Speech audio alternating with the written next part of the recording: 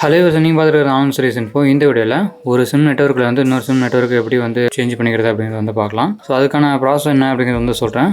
So இந்த video பார்க்குற நீங்கள் எந்த வரைக்கும் பாருங்கள். ஸோ இந்த வீடியோவோட கடைசியில் வந்து பார்த்தீங்கன்னா நீங்கள் வந்து ஒரு நெட்வொர்க்லேருந்து இன்னொரு நெட்வொர்க் வந்து மாற போகிறீங்க அப்படின்னா நீங்கள் என்னெல்லாம் பண்ணலாம், ஸோ என்னெல்லாம் பண்ணக்கூடாது அப்படிங்கிறது சொல்கிறேன். ஸோ அந்த ட்ரிக்ஸ்லாம் வந்து உங்களுக்கு கண்டிப்பாக யூஸ்ஃபுல்லாக இருக்கும். ஸோ அதனால் வந்து இந்த வீடியோ எந்த வரைக்கும் பாருங்கள்.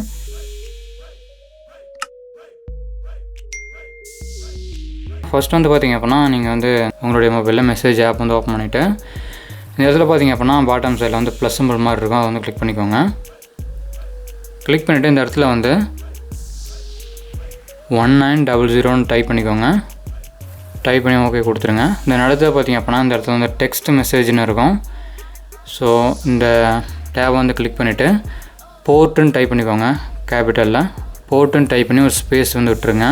ஸ்பேஸ் விட்டு உங்களுடைய மொபைல் நம்பரை வந்து இப்போ வந்து என்டர் பண்ணிக்கோங்க. கரெக்டாக பார்த்துக்கோங்க 1900. ஸோ நீங்கள் எந்த நெட்வொர்க்லேருந்து எந்த நெட்வொர்க்கு மூவ் ஆனாலும் சரி, நம்மளுக்கு வந்து ஒரு நம்பர் தேவை, போர்ட் நம்பர் அப்படின்னு. அந்த நம்பர் இருந்தால் மட்டும் தான் நம்மளால் வந்து நெட்வொர்க்கை சேஞ்ச் பண்ண முடியும். ஸோ அதுக்காக வந்து இந்த நம்பருக்கு வந்து நம்ம வந்து ஒரு மெசேஜ் பண்ண போகிறோம். போர்ட்டுன்னு டைப் பண்ணிவிட்டு உங்களுடைய மொபைல் நம்பரை வந்து என்டர் பண்ணிக்கோங்க. என்டர் பண்ணிவிட்டு பக்கத்தில் பார்த்தீங்க அப்படின்னா சிம் ஐக்கான் மாதிரி இருக்கும், அதை கிளிக் பண்ணுங்கள். சப்போஸ் வந்து உங்களுடைய மொபைலில் வந்து 2 சிம் கார்டு இருக்குது அப்படின்னா, ஸோ எந்த சிம் நெட்வொர்க் வந்து நீங்கள் சேஞ்ச் பண்ண போகிறீங்களோ அந்த சிம்மில் இருந்து தான் இந்த ஒரு மெசேஜை நீங்கள் பண்ணணும். ஸோ சேம் மொபைல் நம்பர்லேருந்து இங்கே நீங்கள் டைப் பண்ணியிருக்கீங்க பார்த்தீங்கன்னா அந்த மொபைல் நம்பரும் அது சேமாக இருக்கணும்.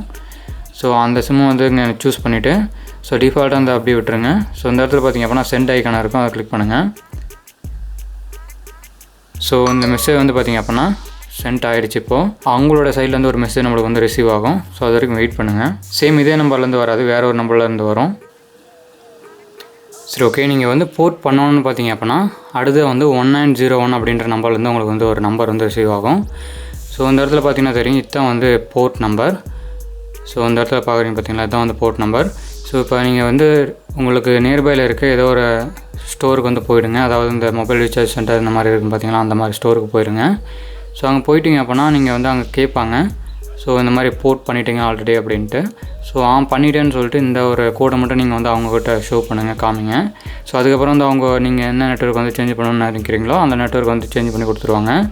So at the same time பார்த்திங்க அப்படின்னா அவங்கக்கிட்ட வந்து என்ன நெட்வொர்க் நீங்கள் சேஞ்ச் பண்ண போகிறீங்களோ அந்த சிம் கார்டு நியூவாக ஒன்று கொடுப்பாங்க.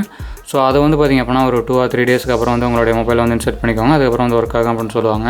ஸோ இந்த மாதிரி தான் ஸ்மால் ப்ராசஸ் தான். ஆனால் வந்து நீங்கள் வந்து வீட்டில் இருந்தெல்லாம் கம்ப்ளீட்டாக வந்து உங்களால் வந்து போர்ட் பண்ண முடியாது. வேணால் நம்மளுக்கு வந்து நியூ ஒரு சிம் கார்டு தேவை, அதுக்கு வந்து ஒரு ஷாப்புக்கு நம்ம போய் தான் ஆகணும்.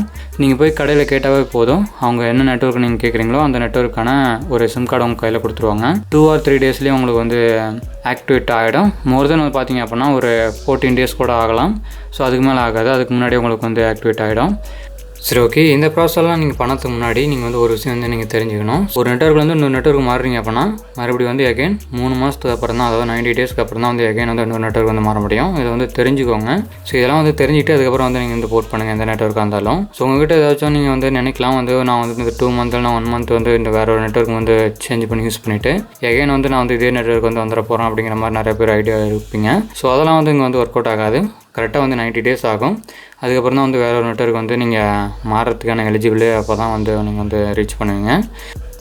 சரி, ஓகே. நான் அந்த வீடியோட பிகினிங்லேயே சொல்லியிருந்தேன் அந்த வீடியோ வந்து எண்ட் வரைக்கும் பாருங்கள் அப்படின்னு. ஸோ அது என்னென்னா, ஸோ ஒருத்தர் வந்து பார்த்திங்க அப்படின்னா என்ன டிசைட் பண்ணுவாங்க அப்படின்னா வந்து, ஸோ நீங்கள் கரெண்ட்டாக வந்து பார்த்திங்க அப்படின்னா நீங்கள் வந்து ஏதோ ஒரு பிளான் வந்து ரீசார்ஜ் பண்ணி வச்சுருப்பீங்க. ஸோ அந்த பிளான் ரீசார்ஜ் வந்து முடிஞ்சதுக்கப்புறம் நீங்கள் வந்து வேறு ஒரு நெட்வொர்க் வந்து நீங்கள் போர்ட் பண்ணிக்கலாம், அப்படி மாறிக்கலாம் அப்படின்னு நினைப்பீங்க. ஸோ அந்த மாதிரி பண்ண வேணாம். ஸோ அந்த மாதிரி பண்ணினீங்க அப்படின்னா என்ன நடக்கும் அப்படிங்கிறத வந்து சொல்லிடுறேன். ஸோ ஃபஸ்ட்டு வந்து இப்போ வந்து நீங்கள் உங்களுடைய கரண்ட் பிளான் முடிஞ்சிருச்சு அப்படின்னா, எக்ஸாம்பிளுக்கு வந்து ஜியோ வந்து எடுத்திருப்போம். ஸோ அந்த ஜியோவில் வந்து கரண்ட் பிளான் வந்து எல்லாமே முடிஞ்சிருச்சு, எதுவுமே இல்லை. இப்போ நீங்கள் வந்து ஜியோ நெட்வொர்க் வந்து வேறு நெட்வொர்க் வந்து மாறணும்னு நினைக்கிறீங்க அப்படின்னா ஸோ நீங்கள் வந்து போர்ட் பண்ணணும். ஸோ அதுக்காக வந்து பார்த்திங்க அப்படின்னா 1900 அப்படின்ற நம்பருக்கு வந்து நீங்கள் வந்து மெசேஜ் பண்ணணும். ஸோ அதுக்கு வந்து மெசேஜ் பேக் வேணும். ஸோ மெசேஜ் பேக் இல்லாமலாம் வந்து நம்ம வந்து அந்த போர்ட்டு பண்ண முடியாது. இன்கமிங் மெசேஜுமே வந்து நம்மளுக்கு வந்து ரிசீவ் ஆகாது. போர்ட் பண்ணால் தான் ரிசீவ் ஆகும்.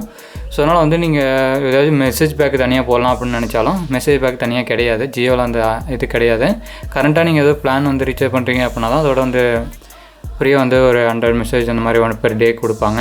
150 rupees தான் இருக்குதுன்னு நினைக்கிறேன். ஸோ அதுக்காக வந்து ஜஸ்ட்டு போர்ட் பண்ணுறதுக்காக நீங்கள் வந்து அவ்வளோ வந்து நீங்கள் வந்து ஸ்பெண்ட் பண்ண முடியாது. அதனால தான் சொல்கிறேன், கரெக்டாக பிளான் இருக்கும் போதே இப்போ கடைசியாக வந்து முடியுது அப்படின்னா முடிகிறதுக்கு ஒரு 2-3 நாளைக்கு முன்னாடியே வந்து இந்த போர்ட் ப்ராசஸ் பண்ணிவிடுங்க. 15 நாளைக்கு வந்து பார்த்திங்க அப்படின்னா அந்த போர்ட்டிங் கோடு வந்து வேலிடிட்டி இருக்கும். ஸோ அதனால் வந்து எந்த ஒரு யூஸும் பண்ணிக்க தேவையில்ல. 2-3 நாளைக்கு முன்னாடியே வந்து போர்ட் பண்ணி அந்த நம்பரை வந்து ரிசீவ் ஆகும் பார்த்தீங்களா, அந்த நம்பரை வந்து எடுத்து வச்சுக்கோங்க. ஸோ உங்களுக்கு பிளான்லாம் முடிஞ்சதுக்கப்புறம் அதுக்கப்புறம் நீங்கள் போய் வந்து ஏதோ ஒரு ஸ்டோர், அதாவது மொபைல் ரீசார்ஜ் ஷாப்பில் வந்து கொடுத்து நீங்கள் இந்த போர்ட்டிங் ப்ராசஸ் வந்து நீங்கள் பண்ணிக்கலாம். ஸோ இந்த ஒரு ஸ்மால் ஐடியா தான் நான் சொல்கிறேன்னு சொல்லியிருந்தேன் இந்த ஒரு வீடியோவோட பிகினிங்கில்.